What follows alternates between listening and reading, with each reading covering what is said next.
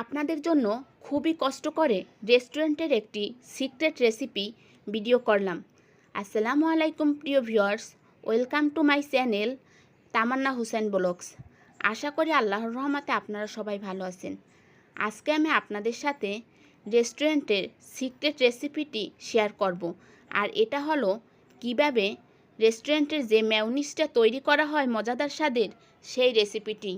আর এই মেয়োনিজটা তৈরি করার জন্য তারা প্রথমে এখানে নিয়েছে একটি ব্লেন্ডারের জারে 2টো ডিম, আর দিয়েছে 2 থেকে 3 চামচ চিনি। এটা দিয়ে তারা ব্লেন্ডারে এটাকে ভালোভাবে কিছু সময় ব্লেন্ড করে নিবে। আর বেশ কিছু সময় এটাকে ব্লেন্ড করার পর এর ভিতরে সামান্য পরিমাণে তেল দিয়ে এটাকে আস্তে আস্তে ব্লেন্ড করে নিবে। আর এখানে তারা রান্নার রেগুলার তেলটাই ইউজ করেছে।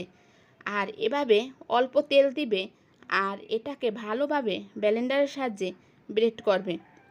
বেশ সময় নিয়ে তারা এই কাজটা করে। আমরা রেস্টুরেন্টে গেলে পিৎজা, বার্গার বা যে কোনো চিকেন ফ্রাইয়ের সাথে এই ধরনের মেয়োনিজটা কিন্তু খুবই পছন্দ করি। আর তাদের কাছ থেকে আমি এই সিক্রেট রেসিপিটি শিখে আসলাম, যাতে বাসায় তৈরি করে মজাদার স্বাদের এই মেয়োনিজটা আমরা খেতে পারি।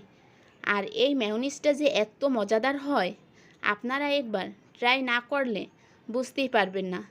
সামান্য 3টা উপকরণ দিয়ে মজাদার স্বাদের এই মেয়োনিজটা খুবই অল্প সময়ে তারা তৈরি করে ফেলে, যা খেতে কিন্তু আমরা বেশ পছন্দ করি।